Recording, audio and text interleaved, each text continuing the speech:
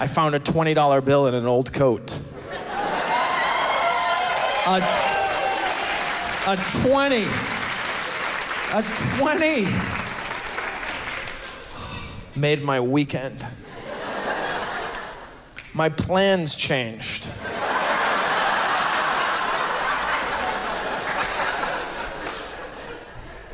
But what a feeling. Oh my gosh. Like I said, my plans changed. No, not drastically. Not drastically. I still went to Chipotle Mexican Grill, which is my Friday night ritual. It's where I welcome the Sabbath. But here's how it changed. I brought my best friend, paid for him, baller. And to answer your follow-up question, yeah, we both got guacamole.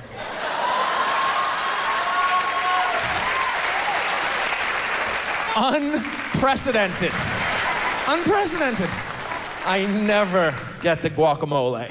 I've ordered it, but then when she says guacamole is $2 extra, I immediately start backtracking. I'm like, yeah, you're right. I was being impetuous. I don't know what I was thinking. I got caught up in the moment. There's no reason for me to get I'll just thank you. Thank you very much. You're absolutely right. Can we never mention this again? And then she says, mention what? And we share a laugh.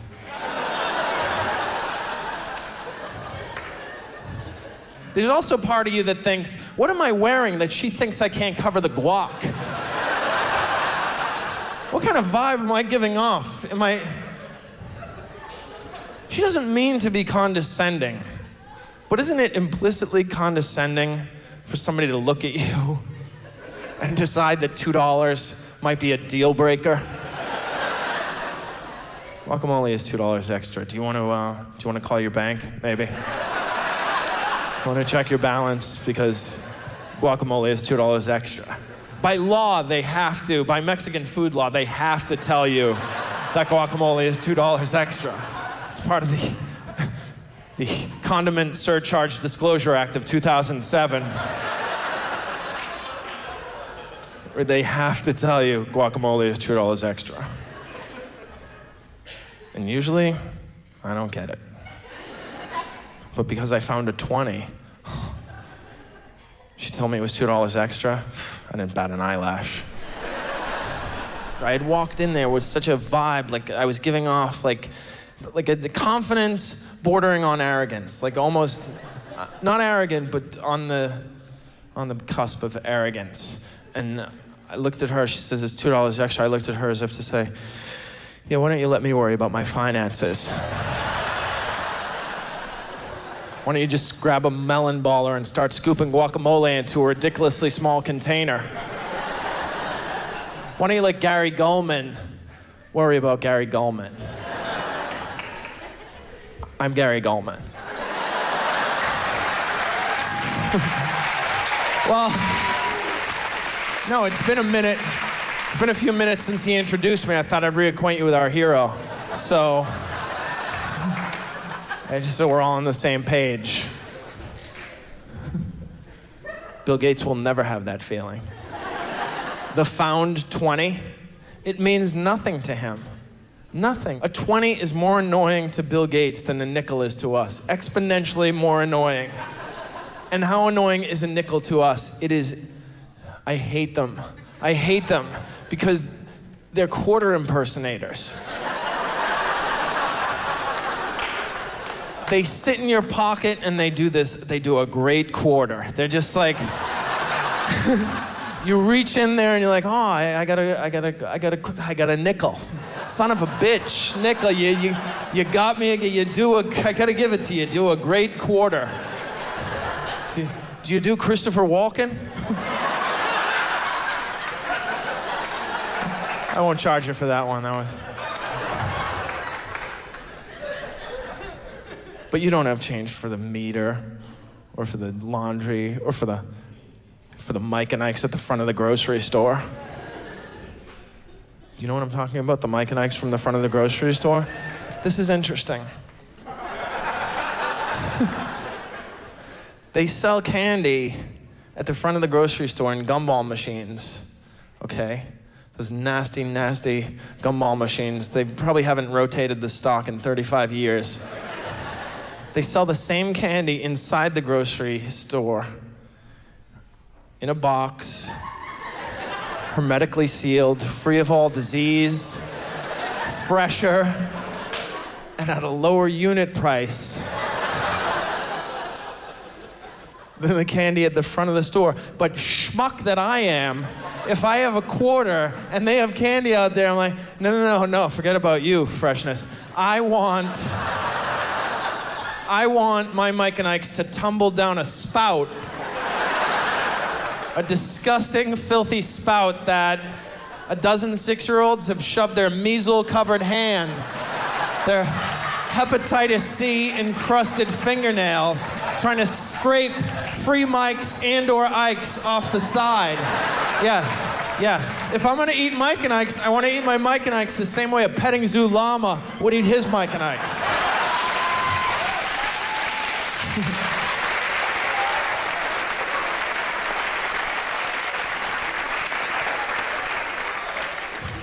All right.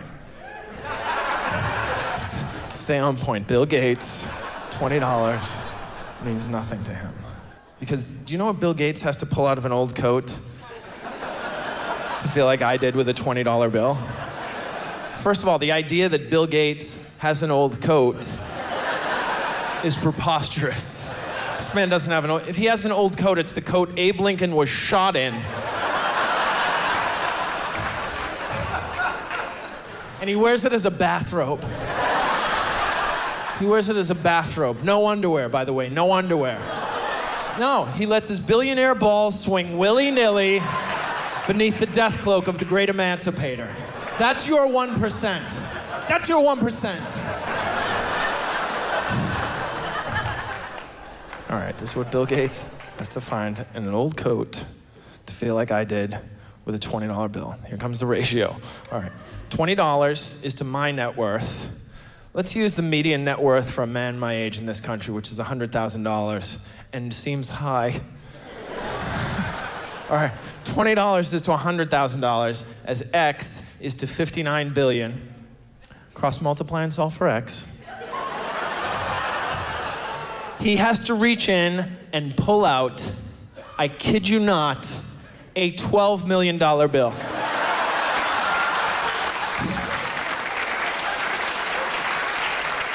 His 20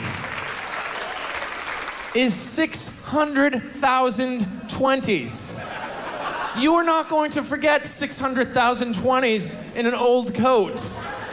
Because as you lift it back into the closet using a forklift, you will think to yourself, hey, why does this weigh 1,320 pounds heavier, according to Ask.com, than it did when I put it on this morning? I worked at a convenience store. I'm not allowed to say the name, of course, but it added up to 18. And my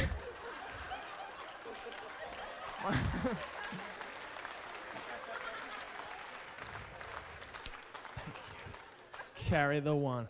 My favorite story from there is that one time this guy came in. You know those hot dogs from the front of the store? The ones they've been in the same rotation for the past 11 years, right? And they're like 10 for a dime, basically. Just real quality. Nobody's even looked at them. They're on there. They're sweating. They're not exercising, but they're sweating, absolutely.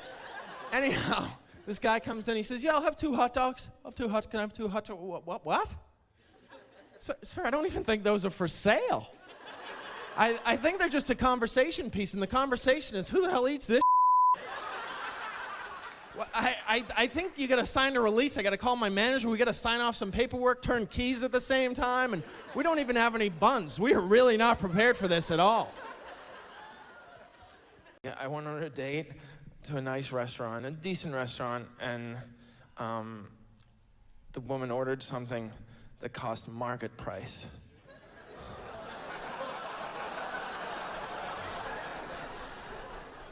You know, when she goes to order, I'm keeping score on my menu. When she goes to order, I'm like, oh, ooh, market price. What could it be? It could be anything. And you cannot ask. Do not, that's a good piece of dating advice. When she orders something that's market price, whoa. Let's just check in to see what market price is today, because no, she ordered market price, and I just had to panic for the rest of the meal. That's all I could do. I wanted to say to the waiter, just out of curiosity and not because I can't afford it, what did lobster close at today? I wasn't able to contact my seafood broker at the end of trading today, and I wonder how much it fluctuated, because I have an index fund that is made up heavily of crustaceans and other some mollusk type, a lot of shellfish in there, which I know is ironic because I'm a Jew, but still, I mean.